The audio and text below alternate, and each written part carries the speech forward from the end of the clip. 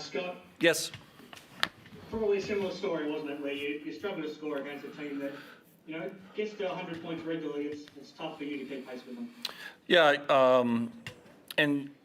Yeah, no question about it. Obviously, they're really, really good. I hope that, they get into the grand finals, and I hope JT actually gets Coach of the Year. They've, led from the front from the beginning, so really, really good on them. And, for our group was lucky, I guess we're a little lucky to have a couple extra bodies this today, because the last 4 days we didn't have a multitude of guys practice. Some of them caught what Drimmick had, and so most of our guys didn't have any really practice time this week. And then Majuk Dang being back is nice, but I was quite scared to actually play him. I didn't want to play him this weekend. We're trying to see if we could get some more practice under his belt for Cairns, because he's not practiced in 2.5 weeks. So good to have some extra bodies back. We're obviously not playing very well just in general, but it is what it is at this point. We just got to keep fighting and battling and keep your head up. And we continue to look at some of our guys and make evaluations on them. And it's good at time for them to get some more exposure, like Archie and Stoddart and these guys. And we just keep going. I thought Clint Steindl was fantastic tonight. He's probably had one of his best seasons of his career, especially in the last 4 or 5 years, of the minutes he's been playing and just the quality of what he's been doing. And he's a really good bright spot for us. You make a good point. He looks like he's got a lot of basketball left in him, doesn't he? I mean, you always want to keep a guy like that around because of his leadership and the culture, but he can actually still contribute on the court, can't he? Yeah, absolutely. We want him back next year, and we'll have conversations to get him back without question. He's an integral part of what's been established here for the last 3 years and moving into this 4th year. And he has some good mileage still left in him. How challenging is things at the moment? I mean, just because you get guys back able to play doesn't mean that they're 100%. Like you said, Juk plays, but he hasn't been able to practice, and you get Dream back, but he's still clearly not 100% healthy, and the other guys that have been sick this week clearly aren't 100%. How challenging was this week and tonight for the group?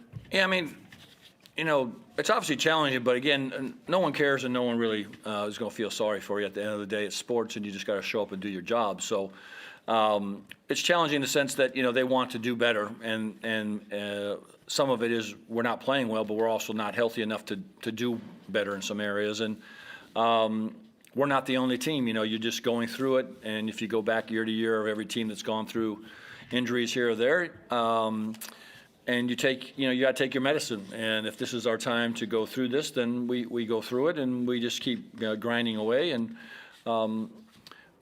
you have the highs and lows, as I've said before, in sports, and this is a low, but I think it's also really, really great character builder for our organization.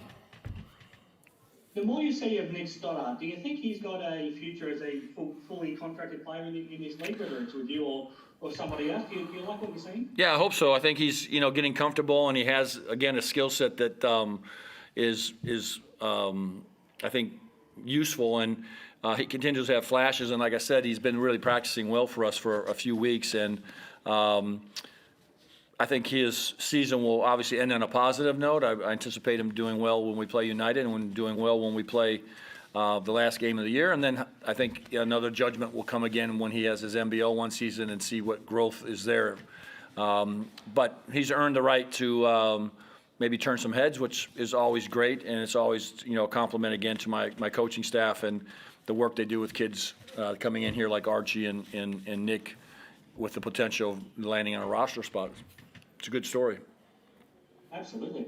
Archie, I asked Scott about this the other night. His favourite part of you is probably your haircut. He hopes that you keep that mullet. Do you get a lot of positive feedback from travelling around the country with it? Yeah, it's been called a mane a lot. Greta said today, nice mullet. So, but no, everyone seems to love it. I think I need to cut it a bit more regularly, but no, I think it's here to stay for a long time. If you're getting Greta's approval, that means you're doing something right. Yeah, definitely. What about on the court? You're getting some minutes now. I mean, it's through necessity, but also because you're putting in the work to deserve the time. How are you finding things out on an NBL court? Yeah, just love being out there. Obviously, it's an opportunity from injuries, but like just being around the team just makes me want to play a lot. Like through training, and the whole group's really supported me, and it's just great to be out there with everyone. Practicing is one thing, but how much does it help your development and just seeing the level you need to get to, even a night like this where you go up against Sam Froling for times and Lockie Aldrich and these sort of guys? How much does that help just see where you need to get to? Yeah, no, it's again just development, just playing against some of the best bigs in the league. Like, doesn't matter what team it is, going out there and just staying with our scout and our program and seeing what's going to happen. But no, it's really good to go out there and challenge yourself against some of these guys. In 48 hours, you go up against a former teammate as well. You're looking forward to getting some time up against Marcus Lee on Saturday. Well, he didn't play against Marcus Lee, Chris, but he will be looking forward to seeing Marcus. We all look forward to always seeing Marcus. He's always smiling and happy, so we'll have a chance, but he'll have a chance to go against Marcus in 48 hours. No, thanks for saving me, Scott. No worries. Now the scout. No worries. Last one from me. What are your thoughts on that matchup? It's a building you like playing in, and it's an opponent you like playing in. Are you looking forward to trying to play spoilers on Saturday night? Well, we're trying to play spoilers just in general, obviously, to just try to get a game across the line. So, you know, it's going to be quite difficult again. I think they're probably at full strength, and they're playing obviously very well, and they're playing really good basketball. And so we'll definitely, you know, have to be on point. Again, our margin of error is 0, and you know, we can't afford to be a step slow or just, you know, making poor decisions with the ball and all those things. And again, we'll have our hands full in that building, but it should be a good atmosphere, and our guys do enjoy going in there and playing, and we'll see what happens. Thanks very much, guys.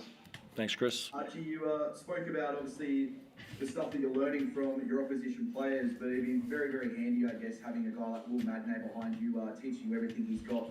What's he been like for yourself early on in your career? Yeah, looking back to the start of the year, it was really great opportunity to be able to practice against him, you know, coming off winning the title, playing the Olympics, you know. Someone I look up to. Back when I was in the AIS, I had Video Scout, and I have notes still on my phone of Will Magnay. So it's pretty cool. I showed him that. But now, especially like this week, he's talked to me and just said to be confident and really got in my corner, which is really cool. Also, congratulations on the 2-year extension as well on your contract. What does that mean to have that sort of security over the next couple of years and to really be able to develop under a really good system that obviously Roths have built, and we've seen some really good players come out of this organisation? Yeah, I've never had that sort of security and opportunity before, and I love it. Wouldn't want to be anywhere else. The mullet's staying in Tassie, which I love. But no, I feel like I'm developing and growing every day through practice, games, just the way the organisation is run. It's unreal so far. Now, Scott, you spoke a little bit about Clint Steindl earlier on, and we've seen some of these older guys, I guess you could say, getting up and throwing some dunks down. We saw Goulding late last round. We also saw Clint just get up and touch the rim. Do you think the old boy had it when he had a bit of a lane there? Well, I didn't know if he was going to do that, to be quite honest with you. And to be really honest with you, I kind of forgot until you just reminded me, which will be talked about tomorrow heavily. But again, he's a special human being, and the way he carries himself and how he handles himself is just a great thing for guys like this to watch every single day, how he comes to work. And you know, this season has been really a really good season for him from start to finish, and I hope he does well these next 2 games because he deserves it, and we want him back next year, and he's been an integral part of everything we've done here. Fabian Krislovic as well. I know he played limited minutes for the 14 minutes, but he had 4 points, the 9 rebounds and the 2 assists. He was very physical with Sam Froling early, and I think he set a little bit of a tone, and obviously Froling got going as the game went on.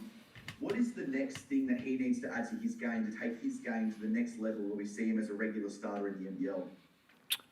Well, I mean, it's a good question. I think it's always system-based in who he's around and who he's playing with. But, one of the things that we continue to work with Fab is finishing around the rim. And those are things that, he's there a lot. And his finishing skills are something that we continue to work with him in his vitamins to improve. This has been a really, really bad year for him shooting the 3-ball.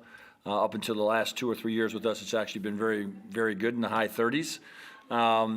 And so, I think he's had a little bit of an up and down type of season during the course of it. But one thing about Fab is he's always accountable, and he's always there, and he's always doing the right thing. And he's another great leader for us and a really good role model for our young guys.